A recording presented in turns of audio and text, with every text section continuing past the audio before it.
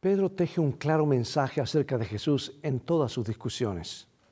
Jesús es el Mesías divino de la antigua profecía del Antiguo Testamento, enviado para redimir a su pueblo de sus pecaminosas formas de vida por el sacrificio de sí mismo.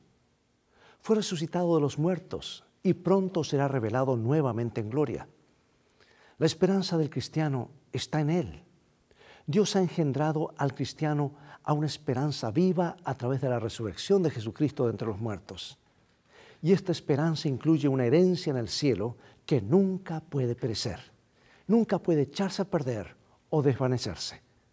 Está preservada para nosotros que estamos protegidos por la fe, por el poder de Dios, hasta la venida de la salvación, que será revelada al regreso de Cristo.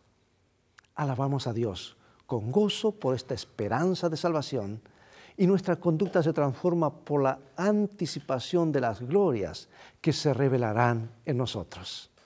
Amamos a Jesús y nos amamos unos a otros. Soportamos las pruebas con paciencia. Confiamos en Dios y su palabra. Y finalmente recibimos el objetivo de nuestra fe, la salvación de nuestras almas. Hoy retornaremos a 1 de Pedro para mirar más de cerca lo que revela acerca de Jesús. Mantente en sintonía y en un momento más regresaré.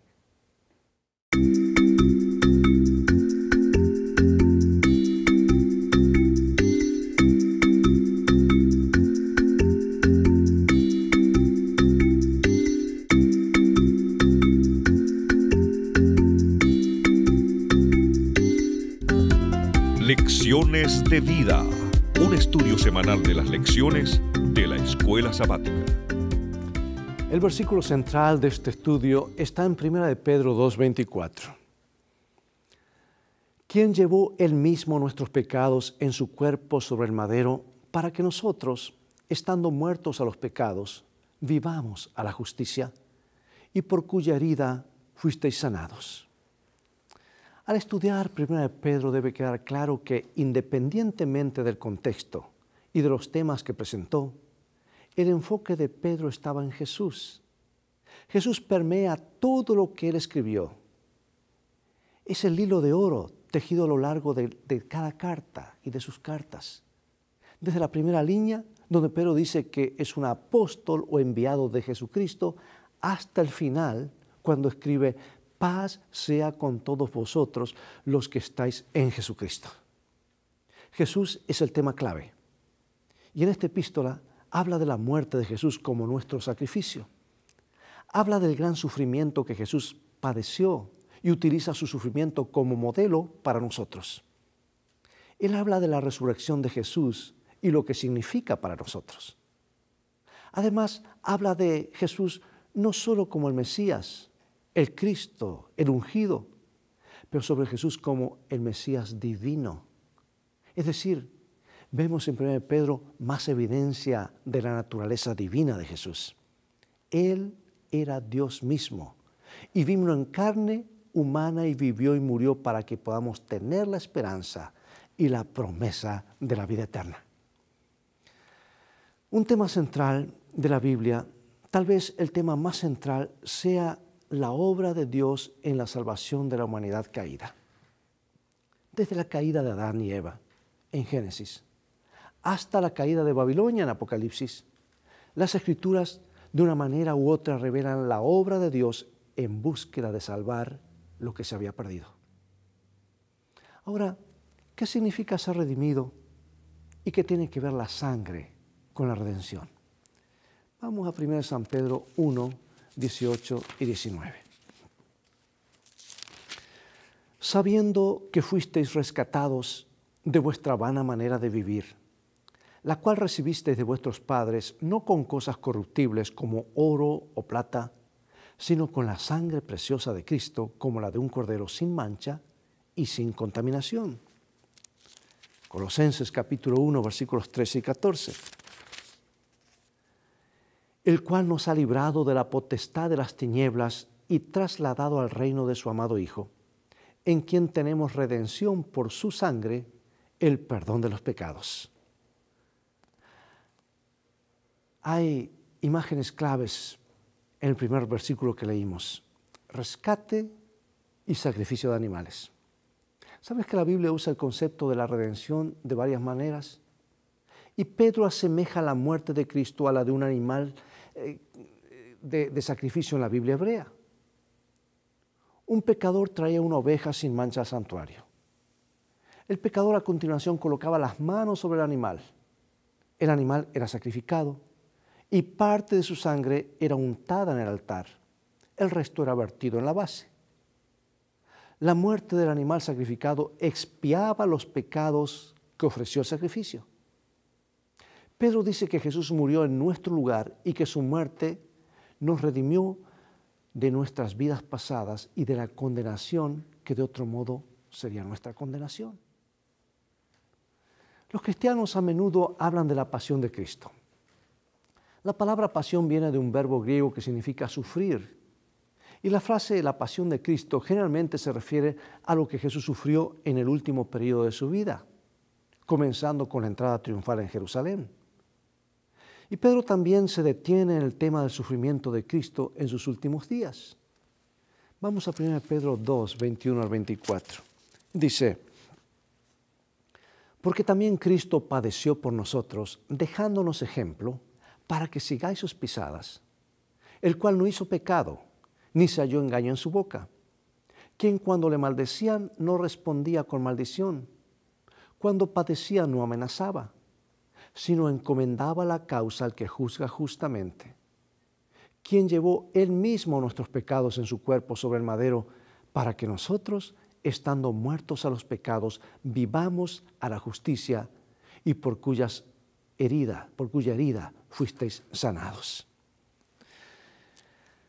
Esto está tomado de Isaías 53, 3 al 12. Nos pinta este hermoso cuadro del siervo sufriente. Despreciado y desechado entre los hombres, varón de dolores, experimentado en quebranto, y como que escondimos de él el rostro. Fue menospreciado y no lo estimamos. Ciertamente llevó él nuestras enfermedades y sufrió nuestros dolores. Y nosotros le tuvimos por azotado, por herido de Dios y abatido. Mas él herido fue por nuestras rebeliones, molido por nuestros pecados. El castigo de nuestra paz fue sobre él, y por su llaga fuimos nosotros curados. Todos nosotros nos descarriamos como ovejas, cada cual se apartó por su camino, mas Jehová cargó en él el pecado de todos nosotros. Angustiado él y afligido, no abrió su boca. Como cordero fue llevado al matadero y como oveja delante de sus trasquiladores. Enmudeció y no abrió su boca. Verá el fruto de la aflicción de su alma y quedará satisfecho. Por su conocimiento justificará mi siervo justo a muchos y llevará las iniquidades de ellos. Habiendo él llevado el pecado de muchos y orado por los transgresores. Qué hermoso cuadro de lo que Jesús hizo para rescatarnos. Existe una especial importancia en el sufrimiento de Jesús. Dice que Él llevó nuestros pecados en su cuerpo sobre un madero para que nosotros, estando muertos a los pecados, vivamos a la justicia. El pecado trae la muerte. Como pecadores merecemos morir. Pero Jesús, perfecto, que no tenía engaño en su boca, murió en nuestro lugar. En ese intercambio tenemos el plan de salvación. Escucha esta cita inspirada. El deseo de toda la gente es página 701. Con fieras tentaciones, Satanás torturaba el corazón de Jesús. El Salvador no podía ver a través de los portales de la tumba. La esperanza no le presentaba su salida del sepulcro como vencedor, ni le hablaba de la aceptación de su sacrificio por el Padre. Temía que el pecado fuese tan ofensivo para Dios que su separación resultase eterna. Sintió la angustia que el pecador sentirá cuando la misericordia no interceda más por la raza culpable. El sentido del pecado, que atraía la ira del Padre sobre él como sustituto del hombre, fue lo que hizo tan amarga la copa que bebía el Hijo de Dios y quebrantó su corazón. Amigo y amiga, Pero es su resurrección la que nos aseguró la salvación. Y eso que el apóstol Pedro presenta en su primera carta, capítulo 3, versículos 4 en adelante. Él dice lo siguiente: Bendito el Dios y Padre de nuestro Señor Jesucristo, que según su grande misericordia nos hizo renacer para una esperanza viva por la resurrección de Jesucristo de los muertos, para una herencia incorruptible, incontaminada e inmarcesible, reservada en los cielos para vosotros, y mediante el cual creéis en Dios, quien le resucitó de los muertos y le ha dado gloria para que vuestra fe y esperanza sean en Dios. Tan importante como la muerte de Jesús fue para nuestra salvación, habría sido ineficaz sin su resurrección.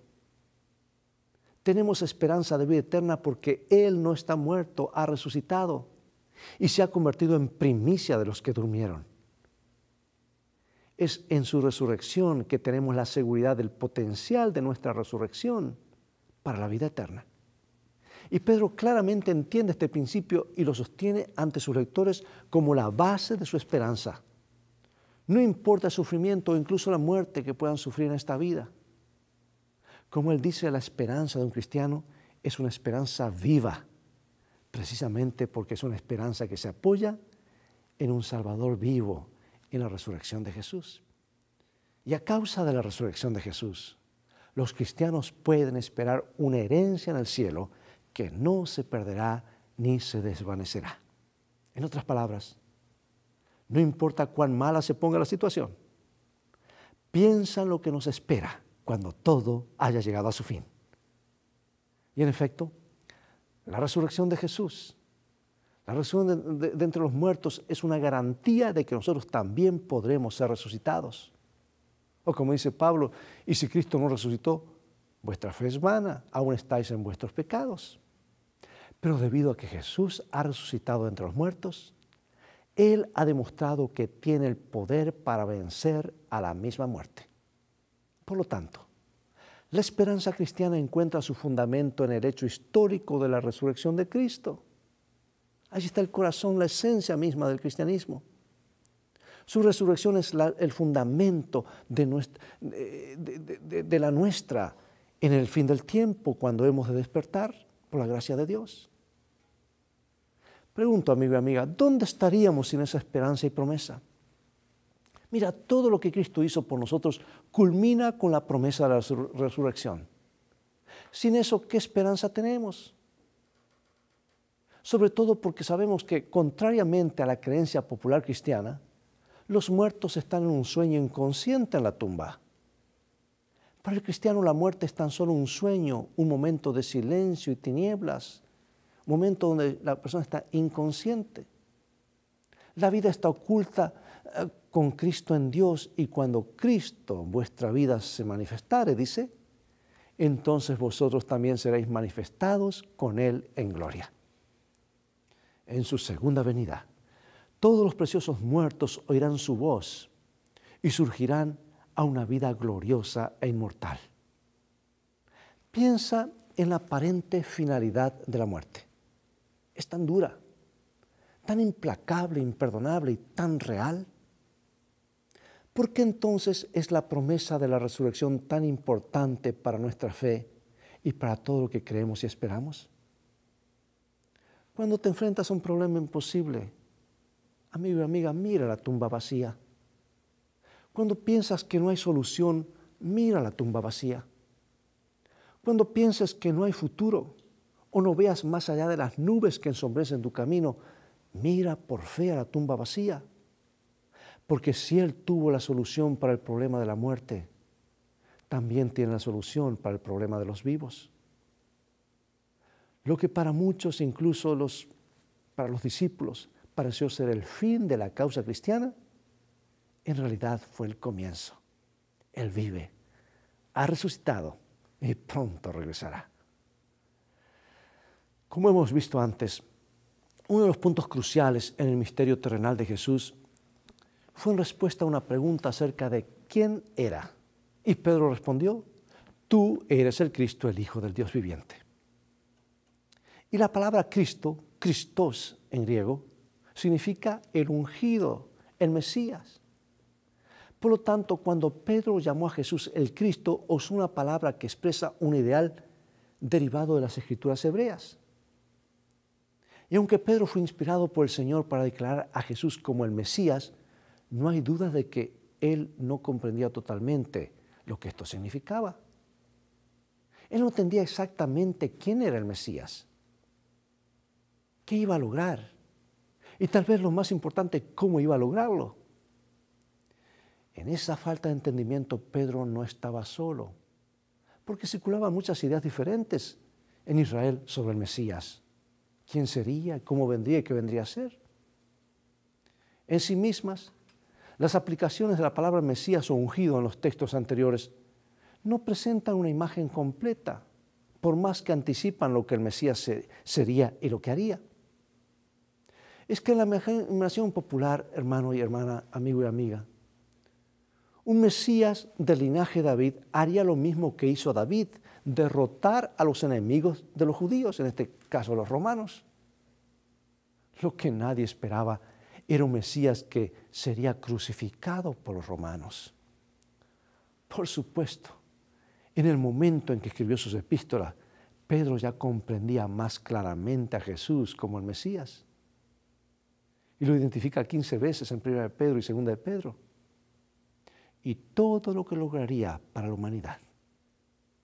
Pedro no solo sabía que Jesús era el Mesías, sino que también era el Señor. Es decir, en el momento de estas epístolas, Pedro sabía que el Mesías era Dios mismo. Aunque el título Señor puede tener un significado secular, el término también puede ser una clara referencia a la divinidad. Y Pedro se refiere a Jesús, el Mesías, el Cristo, como el Señor, como a Dios mismo. Y al igual que otros escritores del Nuevo Testamento, Pedro describe la relación entre Jesús y Dios con las palabras Padre e Hijo. Por ejemplo, dice, bendito sea el Dios y Padre de nuestro Señor Jesucristo. Se describe a Jesús como el Hijo amado y parte de la autoridad de Jesús como Señor. Y su condición celestial proviene de esa relación especial que Él tiene con Dios el Padre. A medida que los primeros cristianos luchaban para entender a Jesús, ellos gradualmente colocaron y juntaron la evidencia del Nuevo Testamento. Pusieron todo junto. Y en los escritos de Pedro, el Padre, el Hijo y el Espíritu Santo son distintos, como en el resto del Nuevo Testamento. Pero al mismo tiempo, Jesús es presentado como plenamente divino, como es el Espíritu Santo. Con el tiempo y después de mucho debate, la Iglesia desarrolló la doctrina de la Trinidad para explicar de la mejor manera posible el misterio divino de la Trinidad. Los adventistas del séptimo día incluyen la doctrina de la Trinidad como una de las 28 creencias fundamentales. Por lo tanto, vemos en Pedro una clara representación de Jesús, no solo como Mesías, sino como Dios mismo. Cuando piensas en la vida y muerte de Jesús y luego te das cuenta de que era Dios, ¿qué te dice esto acerca de la clase de Dios al que servimos y por qué debemos amarlo y confiar en Él? El comentario bíblico adventista menciona lo siguiente. Dice, parece lógico comenzar por Mesías, ya que la iglesia cristiana debe su nombre al equivalente griego Christos, el ungido. La palabra hebrea se refiere a la figura libertadora a quien los judíos esperaban y que sería el agente divino que daría inicio a una nueva era para el pueblo de Dios. Tanto los términos hebreos como griegos se derivan de las raíces que significan ungir. Evidentemente, el llamado Cristo, al llamarlo Cristo, los autores del Nuevo Testamento consideraban a Jesús como un elegido para una tarea en particular. El título Cristos aparece más de 500 veces en el Nuevo Testamento. Aunque había más de un concepto de mesianismo entre los contemporáneos de Jesús, En general se reconoce que para el primer siglo los judíos habían llegado a mirar al Mesías como alguien con una relación especial con Dios. Él marcaría el comienzo del fin del mundo cuando el reino de Dios sería establecido. Él era el medio por el cual Dios abriría paso en la historia para la liberación de su pueblo. Jesús aceptó el título Mesías, pero no alentó su uso, porque el término lleva connotaciones políticas que dificultaban su uso. Podía ser mal interpretado. Aunque reacio a valerse de eso en público para describir su misión, Jesús no reprendió a Pedro ni a la mujer samaritana por usarlo. Él sabía que era el Mesías, como lo revela Marco en su informe de las palabras de Jesús acerca de dar un vaso de agua a uno de sus discípulos. Porque sois de Cristo, dice. Este es el comentario bíblico adventista, página 165. Amigo y amiga, quisiera leer nuevamente Isaías capítulo 53, versículos 1 al 12. Se nos ha dicho que si dedicáramos por lo menos una hora a meditar en los últimos momentos de Jesús antes de morir en la cruz, nuestras vidas serían transformadas. Veamos qué ha hecho Jesús por nosotros. ¿De qué manera podemos ver claramente a Jesús como nuestro sustituto? ¿Y por qué lo necesitamos como nuestro sustituto? Meditemos en estas palabras, Isaías 53, 1 al 12. ¿Quién ha creído nuestro anuncio? ¿Y sobre quién se ha manifestado el brazo de Jehová? Subirá renuevo delante de él, ¿cuál renuevo delante de él? Y como raíz de tierra seca. No hay parecer en él, ni hermosura. Le veremos, mas sin atractivo, para que le deseemos. Despreciado y desechado entre los hombres, varón de dolores, experimentado en quebranto, y como que escondimos de él el rostro. Fue menospreciado y no lo estimamos. Ciertamente llevó él nuestras enfermedades y sufrió nuestros dolores. Y nosotros le tuvimos por azotado, por herido de Dios y abatido. Mas él herido fue por nuestras rebeliones, molido por nuestros pecados. El castigo de nuestra paz fue sobre él, y por su llaga fuimos nosotros curados. Todos nosotros nos descarriamos como ovejas, cada cual se apartó por su camino, mas Jehová cargó en él el pecado de todos nosotros. Angustiado él y afligido no abrió su boca. Como cordero fue llevado al matadero y como oveja delante de sus trasquiladores. Enmudeció y no abrió su boca. Por cárcel y por juicio fue quitado. Y su generación, ¿quién la contará? Porque fue cortado de la tierra de los vivientes y por la rebelión de mi pueblo fue herido. Y se dispuso con los impíos su sepultura, mas con los ricos fue en su muerte. Aunque nunca hizo maldad, ni hubo engaño en su boca. Con todo eso, Jehová quiso quebrantarlo, sujetándole a padecimiento. Cuando haya puesto su vida en expiación por el pecado, verá linaje, vivirá por largos días, y la voluntad de Jehová será en su mano prosperada. Verá el fruto de la aflicción de su alma y quedará satisfecho. Por su conocimiento justificará mi siervo justo a muchos y llevará las iniquidades de ellos. Por tanto, yo le daré parte con los grandes y con los fuertes repartirá despojos. Por cuanto derramó su vida hasta la muerte y fue contado con los pecadores, habiendo él llevado el pecado de muchos y orado por los transgresores. Amigo y amiga, meditemos en estas palabras, leámoslas esta semana, tal vez cada noche antes de dormir, y algo seguramente comenzará a ocurrir en nuestras vidas. Pronto terminará el paréntesis que hoy nos aflige. Pronto regresaremos a la eternidad Esa eternidad que perdimos por escuchar otras voces, nos será devuelta por escuchar la voz de Jesús. Ese es tu destino y el mío. No permitas que el diablo te siga robando todo lo lindo que Dios te ha dado y lo que te dará. Entrega tu vida a Él hoy y confía en Él, que es la resurrección y la vida. Acompáñame en oración. Padre Celestial, gracias por amarnos tanto.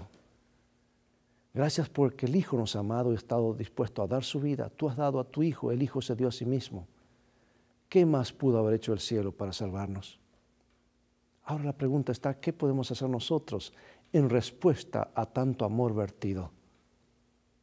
Hoy queremos no solamente creer en ti, aceptar lo que has hecho por nosotros, sino también amarte. Y al amarte queremos decir que queremos obedecerte. Porque tú has dicho, Dios, si me amáis, guardad mis mandamientos. Pero hay una cosa más, queremos pertenecerte para siempre. Es por eso que a través del bautismo, los que ya hemos pasado por esa experiencia, hemos confesado que Jesús es nuestro dueño y que ahora pertenecemos al Padre, al Hijo y al Espíritu Santo. Bendícenos. Gracias por el plan de salvación. Gracias por tu palabra, por esta guía que nos alumbra y nos ayuda a vivir con esperanza, con seguridad. Danos la paz, el gozo de la salvación, en el nombre de Jesús. Amén. Amigo y amiga, ¿qué sería de nosotros si Jesús no hubiese descendido? ¿Qué sería de este planeta? Tal vez hubiese sido ya aniquilado, totalmente destruido. Sabes, hoy escuchamos muchas voces. Tal vez estás escuchando mi voz ahora. Has escuchado voces de amigos, compañeros de trabajo, diferentes voces. Pero es bueno hacer una pausa cada día para escuchar la voz de Dios. Porque viene con mensaje, este libro con mensaje viene el corazón de Dios a nuestro corazón. Y aquellos que aprendan a escuchar su voz aquí en esta tierra, pronto la escucharán cuando Él venga por segunda vez y lo seguirán escuchando por la eternidad. Que Dios te bendiga. Ha llegado el momento de despedirnos. Es todo el tiempo que tenemos por hoy. Haz de Jesús tu amigo, tu guía, tu compañero. Habla con Él o mientras vas al trabajo. Y recuerda, tú vales mucho para Jesús. Él te ama más de lo que puedes imaginar. Pronto vendrá por ti y por mí. Entonces se habrá acabado el tiempo y regresaremos a la eternidad. Ese es tu destino, ese es mi destino. Maranatha.